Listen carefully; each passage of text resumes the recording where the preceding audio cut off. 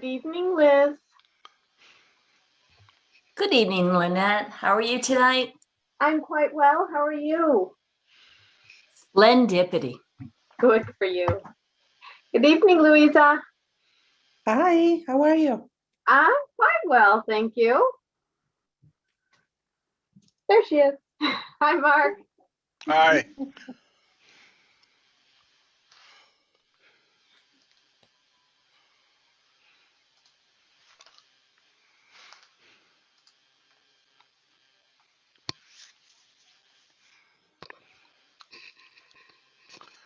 Hey, Louisa, what would you mind if I make you co-host and you keep an eye on the waiting room?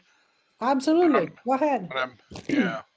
I can do it. Once we get into the presentation, Yep. Yeah. I can do it. I don't want to leave anybody Yep. sitting and waiting.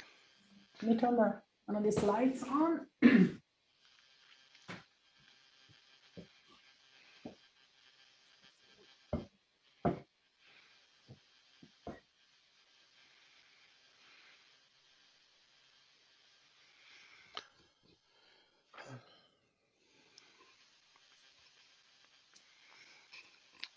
It's raining quite hard here in North Danville. Raining, yeah. Is it snowing in Walden? I'm in Lunenburg, actually, and it's raining quite heavily, so I may have intermittent access. You may have to let me in several times, Mark. Okay, we'll keep an eye out for you. Oh, It's a crazy high, what does it say? 49 degrees here in Walden. I would have expected it to be snowing though. Yeah. Okay. Good evening, Sue.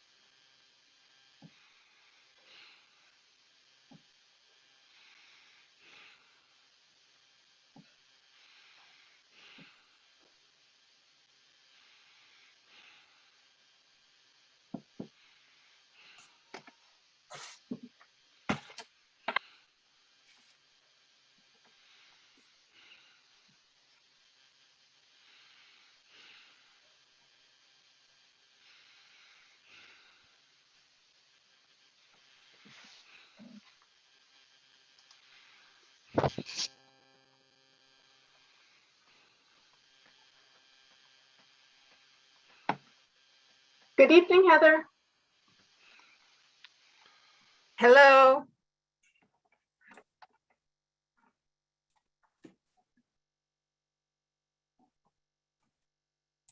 Ooh, look at all those books. I know. This has been my meeting background all day, so. I would just go read. Yeah, I have my book next to me. I'm not gonna lie.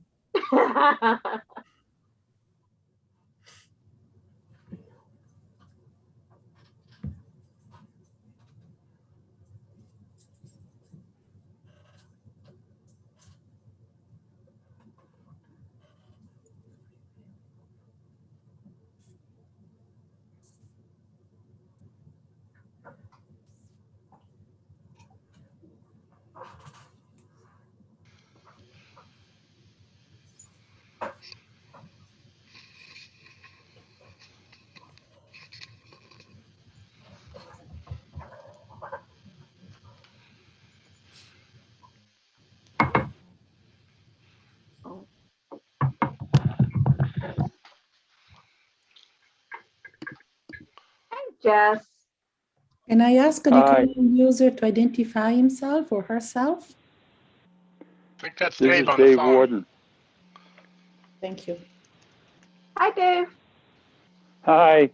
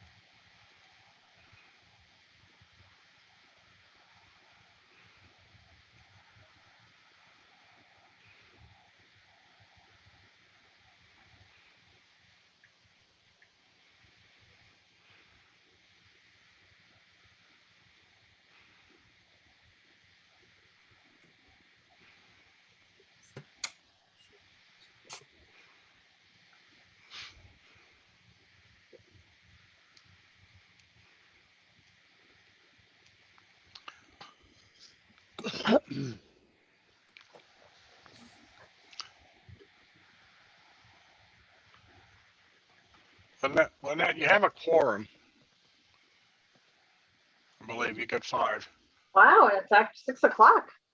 No, I'm not Time trying to ran rush away you, from but taking attendance and time ran away from me.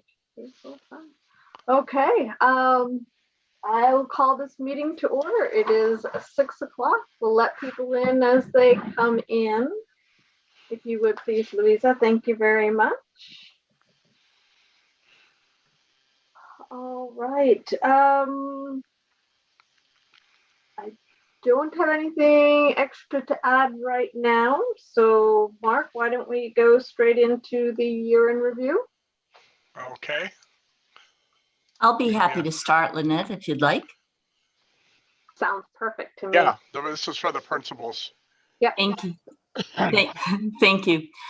As we all know, a year ago in March, in accordance with Governor Scott's executive order, each of our schools closed to in-person learning due to COVID-19 pandemic. Students, See you tomorrow. Students, families, and teachers were thrust into a new model of remote learning. This required coordination with families and staff in the development and delivery of instruction by online methods, as well as paper, pencil, and project-based learning. The learning curve was steep for everyone involved. Supported by the CCSU curriculum and technology directors, staff from each of the 3 schools sought additional professional development in the delivery of online learning opportunities for students. During the summer months, teams of teachers continued their professional development opportunities at the Summer Best Institute. Here, the areas of focus included exploring implicit bias for a compassionate understanding of all students, helping all students to thrive in the classroom, family engagement and partnerships, as well as empowerment. The initial social emotional learning product developed by teachers at the Summer Best Institute lent itself to continued refinement and was rolled out at the start of the 2020-2021 academic year. This became an integral component of the morning meetings across the entire supervisory union. Specific requirements for social distancing, masking, the use of hand sanitizers were in place not only on the bus, but in each classroom within the school building. Each school devised and implemented their own fall opening structures document, which communicated to the public just how the staff will support student learning during the COVID-19 pandemic. Barnett School, for example, offered students in grades pre-K through 6 a choice between full remote learning or on-campus learning Monday through Friday, 8 to 1:30. Grades 7 through 8, however, were offered a hybrid learning model due to their large class sizes. They created an A schedule on Monday and Thursday and a B schedule on Tuesday and Friday. There was no in-person learning on Wednesday in order to allow for extra sanitation. Walden School offered students in preschool in-person learning 5 days per week.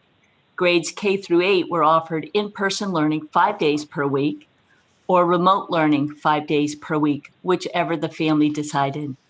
Waterford School offered 3 options: full day, in-person learning 5 days per week, full-time remote learning with instruction provided by Waterford or CCSU teacher, or enrollment in the Vermont Agency of Education home study programs. Each year, we develop district-wide goals. Some of them are across the 3 schools, while some schools have specific plans to improve their performance.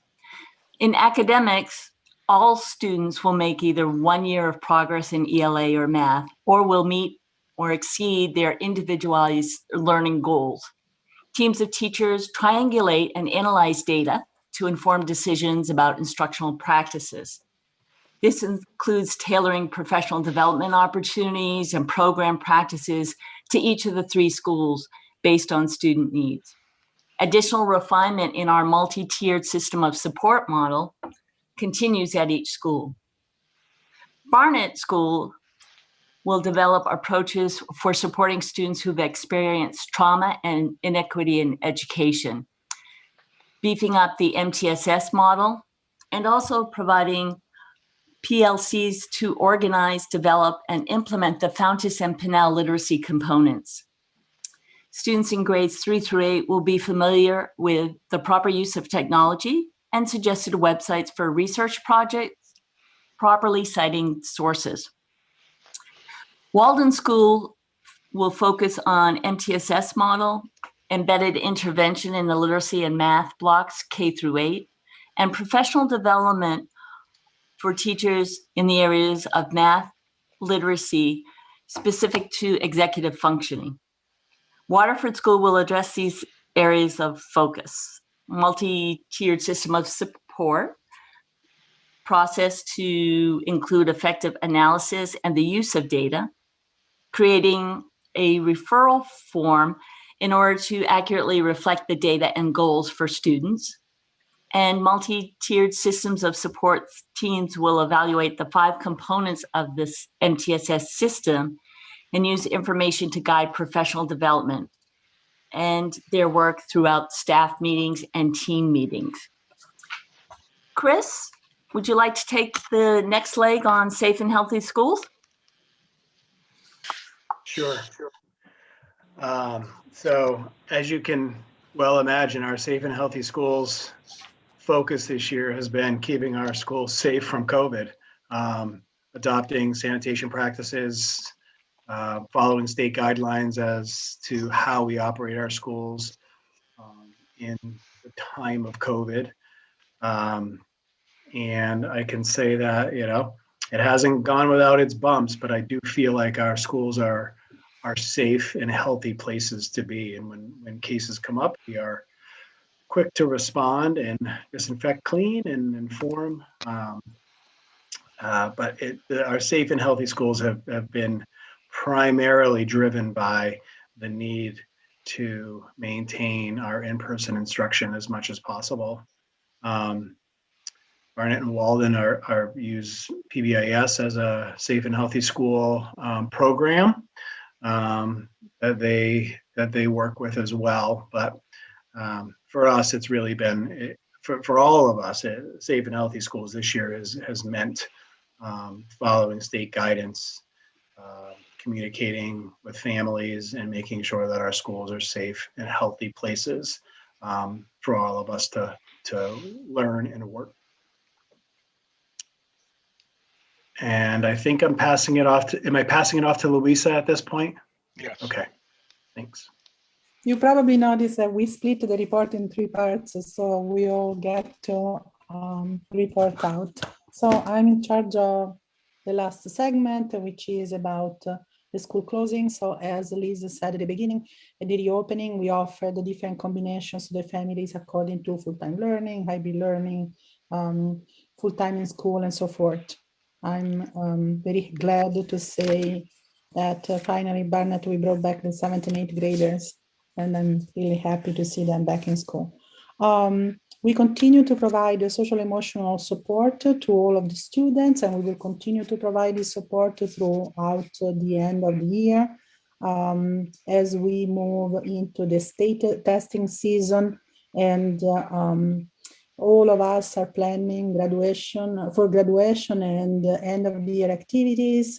We are looking at outdoor activities and bringing on campus Siskin or Holbert to help us with the last days of school and to reward the kids with more outdoors activities after they spent the long winter inside the building. We also offer an intensive and very rich summer program, which is planned to be full of engaging activities and is offered at no cost to all of the families. We sent many reminders home to the families to join us. The program will include meals, which is different from the previous years where we did not have meals for the students and they were dismissed early because of this, as well as transportation, which was another barrier. And this is thanks to a large grant that we got because of the COVID relief. And we look forward to a nice, healthy year to come. And we're already planning on a schedule and in some cases hiring for next year. And here we are.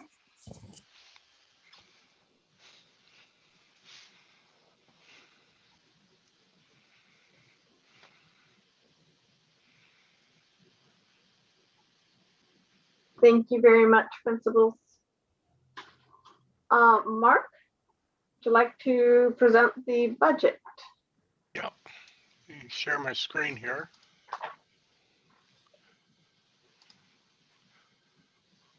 Okay.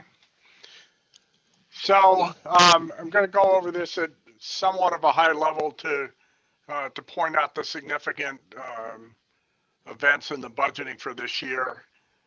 So overall changes, the budget for FY22 reflects estimated salary increases because we've still not settled our contract with the teachers. The support staff salary increases that are in this budget are based on a settled collective bargaining agreement that we reached with the support staff earlier this spring, late winter. We continue to see year-to-year increases in our health insurance premium costs, but the increase this year for the first time in a while was not in the double digits. Not that 9.2% is anything to crow about, but we've been in double digits for the last 2 or 3 years. This is the 4th or 5th year in a row that we haven't seen any increase in the dental insurance premium costs, which is nice to see. So in terms of total education spending, the total education spending number actually went up $189,405 due to losses of revenues to offset expenditures. So in the first area, our local revenue was down last year. In the current year budget, there was $150,000 of reserve money available to buy down, to put into revenue to buy down the tax rate. That money isn't there this year. We did not project a surplus to carry forward, and so that is not reflected in this budget. If we do end the year with a surplus, then that money would be available potentially for the board to apply as revenue for the FY22 budget, but there's no reflection of that this year. In past years, there was some excess money in a Medicaid grant fund that was divvied up amongst the districts in CCSU.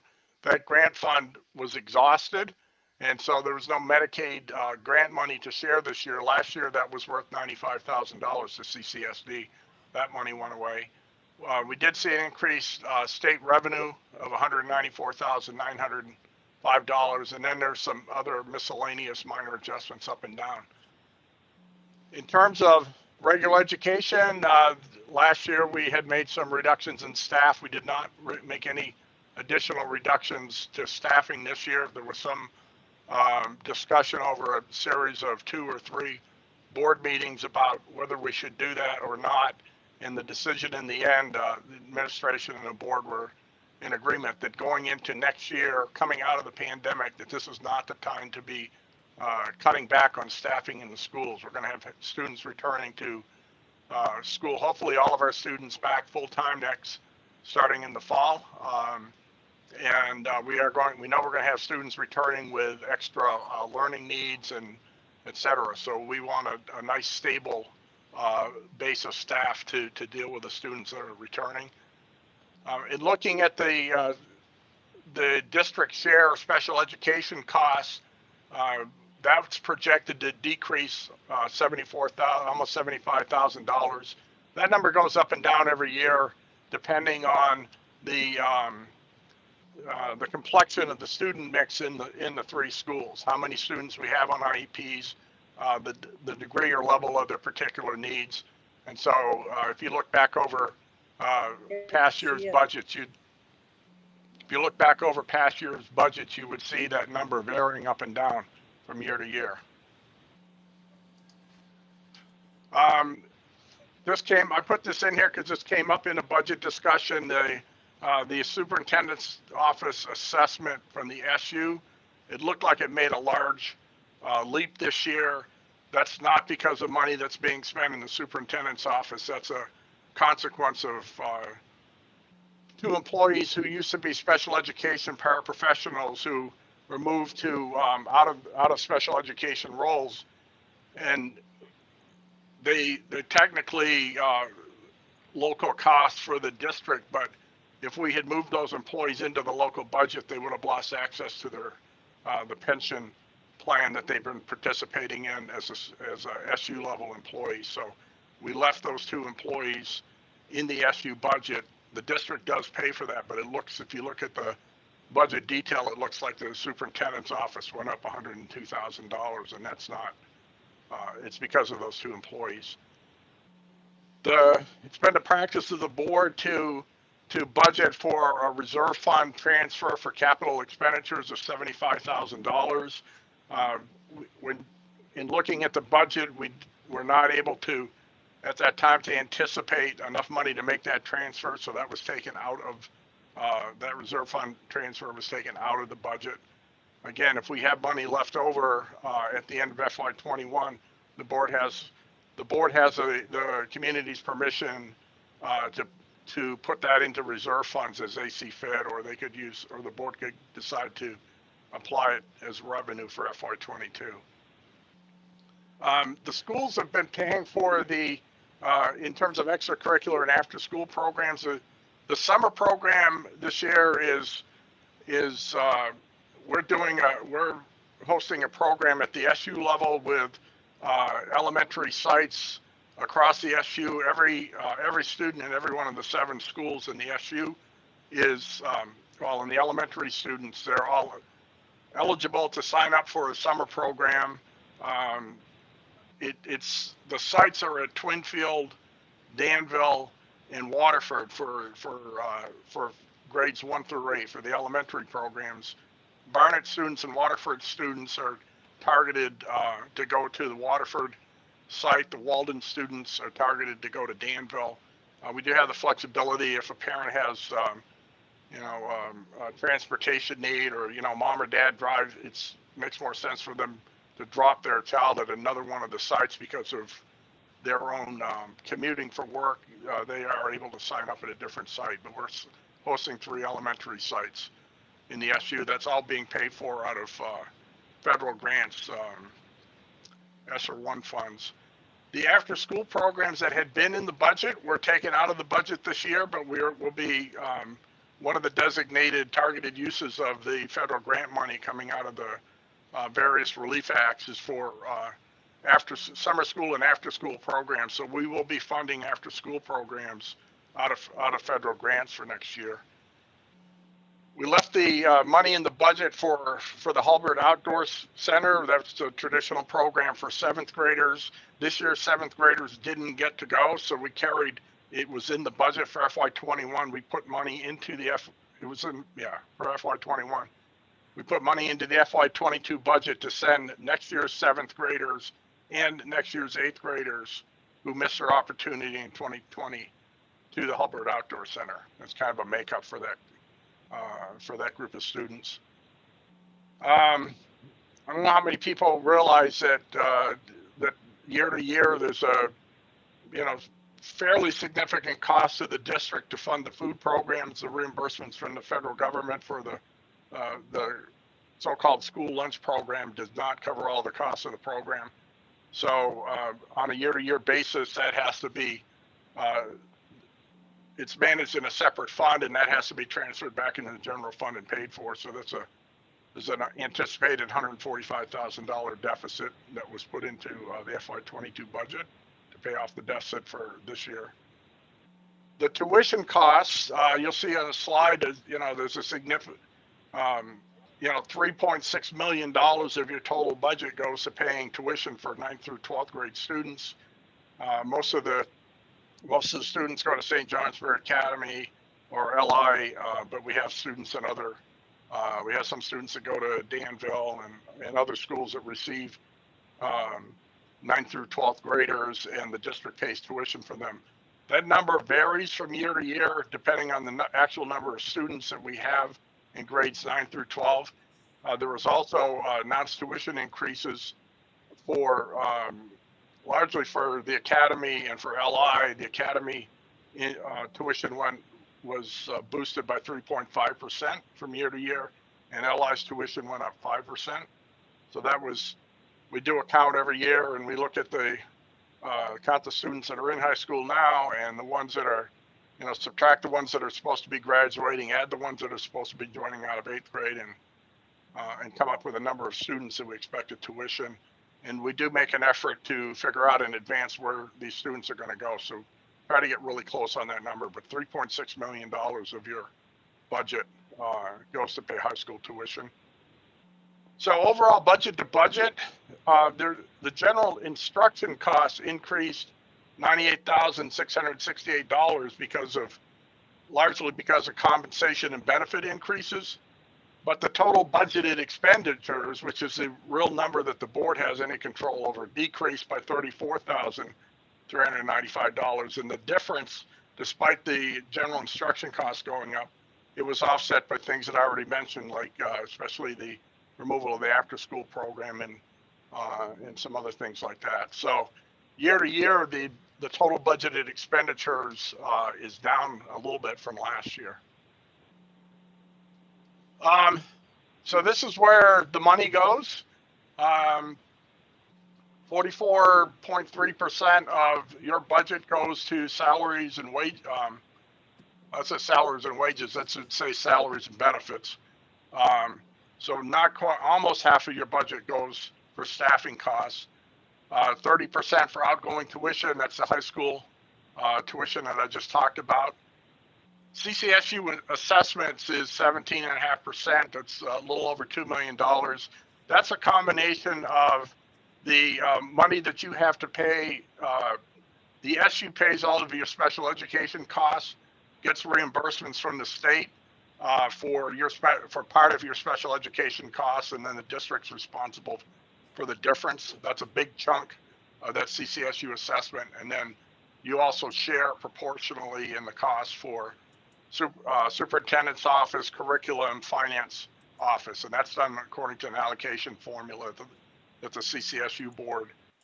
There's always been one. It was modified year before last, and so it reflects the number of students that you have and the number of teachers that you have working at the 3 schools.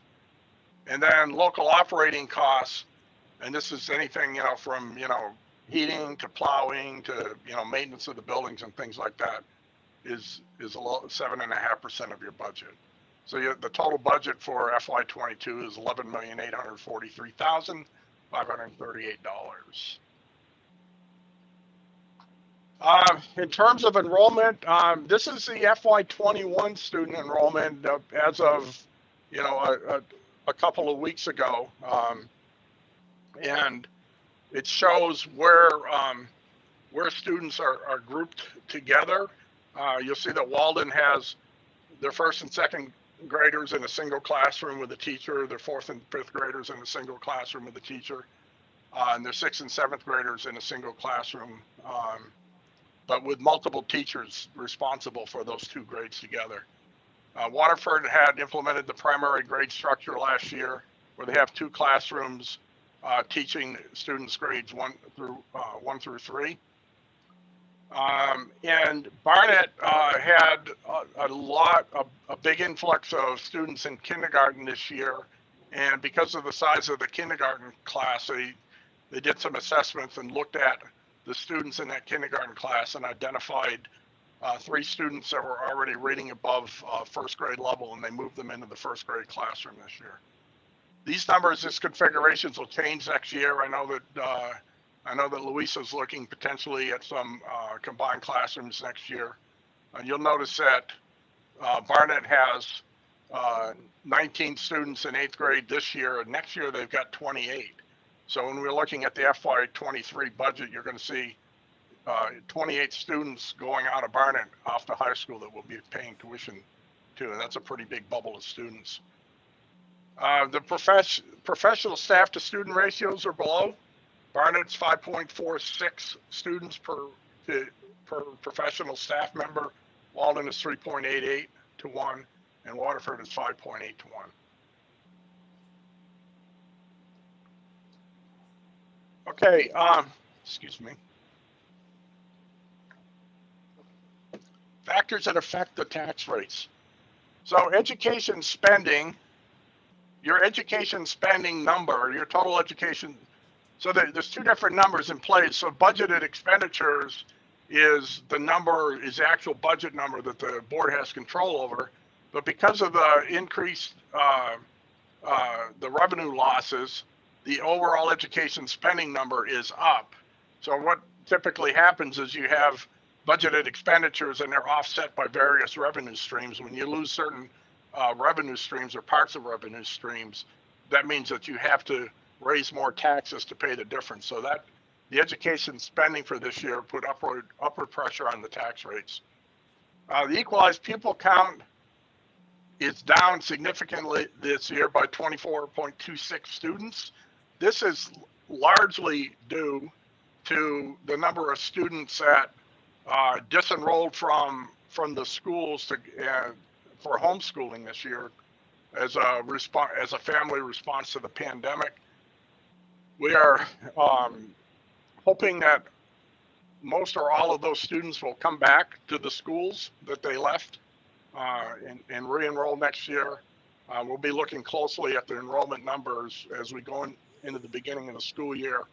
You know, if we get 20 equalized pupils back returning from homeschooling, that'll be really helpful for the FY23 budget. It won't do anything for us in the FY22 budget because we're always looking backwards at the students that we have this year to affect the tax rate for next year. But anytime the equalized pupil number goes down, that puts upward pressure on the tax rates. The common level of appraisal, that went down in all 3 communities. And what the common level of appraisal is, it's an attempt by the tax department to say that communities that have property that are selling for more than their appraised value are not reflecting properly in terms of tax rates. So what the tax department does is they set a common level of appraisal, and basically, if your CLA is at 100%, then that would mean that the properties that sold in the observation period that the tax department uses are basically selling for what their appraised value is on the tax rolls. What's happened in Waterford, Walden, and Barnet this year to differing levels, and I'll show you that in a minute, is that in all 3 of those communities, generally speaking, properties have been in the observation period from last year, properties were selling for more than their appraised value. And so what the tax department did is push down the CLA rate. And so the CLA has an inverse effect on the tax rate. When the CLA rate goes down, your tax rates go up and vice versa. All 3 of the communities saw a lowering of their common level of appraisal, and I'll show you that detail in a couple of slides. But all of that aside, the Caledonia Cooperative cooperative is in the last year of its merger incentive period from the merger. So the merger tax rate incentive and rate increase cap are still in effect this year. So what that amounted to was that after all the tax rates were calculated, we were able to subtract 2 cents off the top. And this is the last year that the district is going to get this benefit. But I think, did you start at 8 and go down to 2? Did you start at 8 or 6? We started at 8. We started at 8. Okay, so this is the 4th year. So it went 8, 6, 4, and 2. So you took 2 cents off the top. The other thing that's part of the merger incentive tax rate is that any increase in your tax rate is limited from year to year to no more than a 5% increase. So without that tax rate increase cap, that 5% cap, the tax rates would actually be quite a bit higher for all 3 of the communities, but they're capped at 5%. So let's look at the effect of all this, and it affects some of these factors are identical for the 3 towns, and then they start to change. So education spending is the same, and that's at $11,410,008. That had for Barnet and remember, education spending is the difference between budgeted expenditures and your revenue. And I told you that the education spending costs went up. So for Barnet, that had the effect of raising the Barnet tax rate by 3.7 cents. The loss of those 24.4, whatever it was, 24, 25 equalized pupils affected Barnet by raising Barnet's tax rate by 9.1 cents alone. The CLA decrease from 103 down to 99% added another 9.4 cents to the Barnet tax rate. So those are all additions. Now, the yield rate is a number that's set by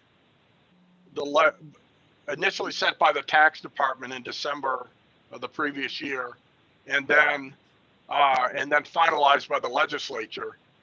The yield rate is the amount of education money that is raised by $1 of tax rate. So anytime the yield rate goes up, that has puts a downward pressure on your tax rate. So the yield rate from FY21 to FY22 is up quite a bit. That took 7.5 cents off the Barnet rate.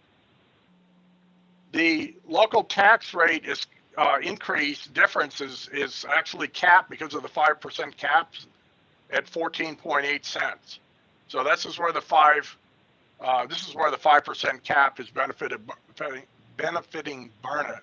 So instead of so you're not paying as high because you hit the cap. You know, you're spending year to year. Your tax rate change year to year was more than 5%, so you're capped at 5%. So the projected effect of this budget for Barnet is a 14.8 cent tax increase. Okay. Now let's see what happened in Walden. So these numbers have different effects somewhat on the towns. In Walden, the change in education spending affected the tax rate by 2.7 cents.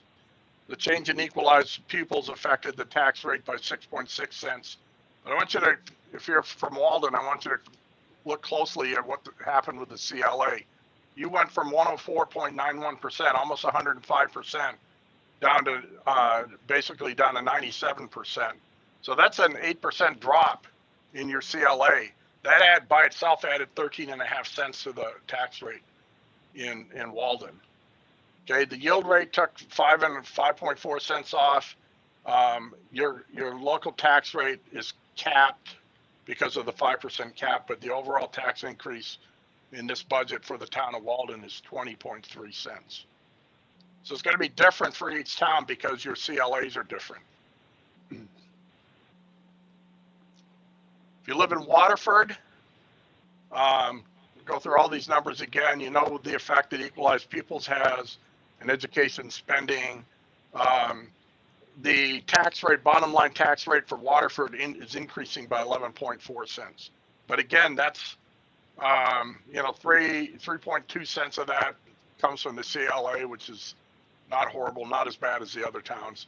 I think the things to think about here that's hard to, maybe a little bit hard for some people to understand, is that the only thing that the district or that the board has any real control over is budgeted expenditures. We don't have any control from year to year on the number of equalized pupils. We can't bring students into the school on our own. We can't stop students from leaving because their families make other, either move out of town or make other educational decisions for them. And the school board has no control whatsoever over the CLA rate. So that's going to vary up and down. I don't know enough. I'm not smart enough to know what might happen next year with the CLA when things start to level out. What we'll be looking for all three of the communities, hopefully, is to see the CLA rate go back up a little bit. If it goes up in all of the communities or any of the communities, that will have a benefit on the tax rate. And as I said, if we get 20 of those equalized pupils back from home study next year, that's going to be that'll help. That'll get us back closer to the FY21 equalized pupil level. So, whoops. That's what I got. So I guess we'll entertain questions, Lynette. Anybody has any specific questions? Or we can open up to questions.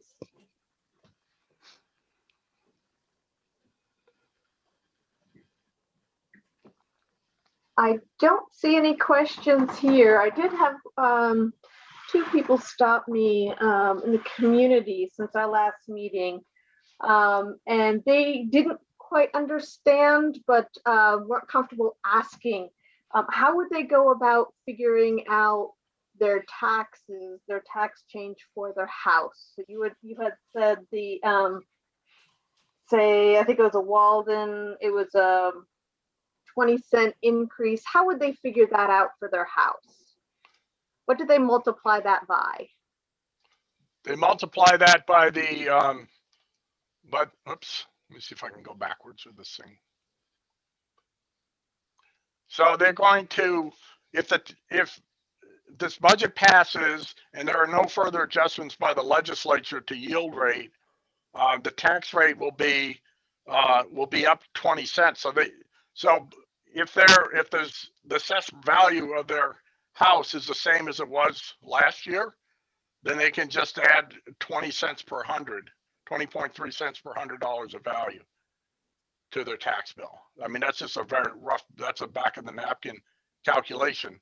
I don't know, I don't know if there's in Walden, you would know, Lynette, if there've been any changes. There's been no reappraisal this year in Walden, correct?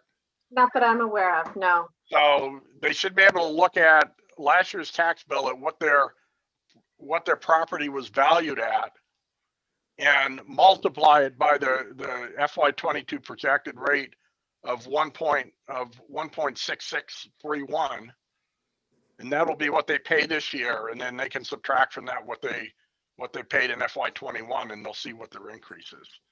Excellent, thank you. I just don't think it's always clear to those of us who don't live these numbers. Yeah. It's a little. It's a little complicated to get to the calculations, but as a taxpayer, any taxpayer can look at the tax rate that's set by the approved budget, multiply their property value, and it's that tax rate per $100 of value of their house. So if you had a $100,000 house, it would be 1.66 cents times 100. All right. I'm doing math in my head now. This is always dangerous. So. Yes, and it's even more dangerous for me when I'm on a walk. I can't explain it. Yeah, I know. I don't want to mislead anybody by I'm not a math teacher. Well, I had that same question from a Walden resident on a $100,000 house. And so I was waiting to hear your explanation, but if it's 1.66 cents times 100, well, I can tell them that. Well, it's per $100 of value. Right, So they're $100 of value. So it would be 1.66 times 1,000. And that would be like $1,666. Again, here you go. You got me doing math in my head again, Judy, but it's a tax rate per $100 of assessed value.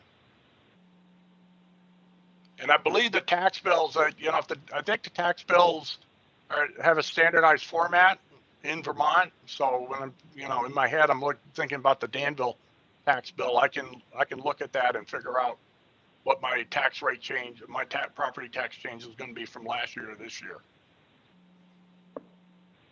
But the other thing that complicates this, that makes this a little trickier, is it depends on what you pay for property taxes. Depends on if you're paying on the value of your property or if you're paying on your income. So that's a whole nother complication in this. So up to a certain level of income, you can pay a tax. You can pay taxes based on your income and not your property value. Yeah. And I don't know. For the people that you've been talking to, I don't know if they're paying on an income basis or a property basis. No, they're paying on a property basis. Okay. All right, then that's a straightforward calculation. The tax rate times the property value divided by 100.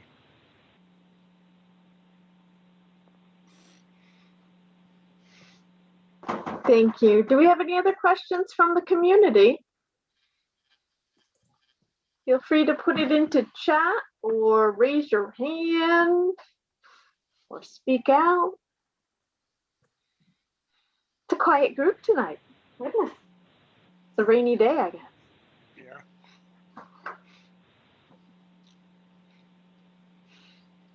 All right, I don't see any.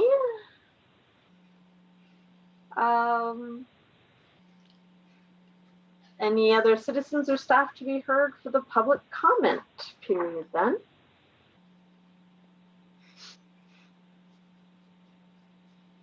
Oh, okay. Another quiet bunch. Excellent. Well, I will take that to mean that Mark did an excellent job explaining the budgets, and the principals did an excellent job explaining how they opened, what goals they were working towards, and other things that they are looking forward to. And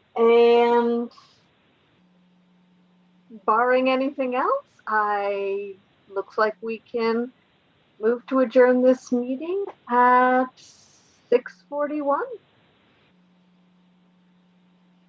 All those board members in favor signify by saying aye. Aye. Aye. Any who oppose, please signify by saying no. Excellent. Thank you very much, everyone, for your time. It's nice to see some community members here. And we will see you all at our next board meeting. Thank you very much. Okay. Good night.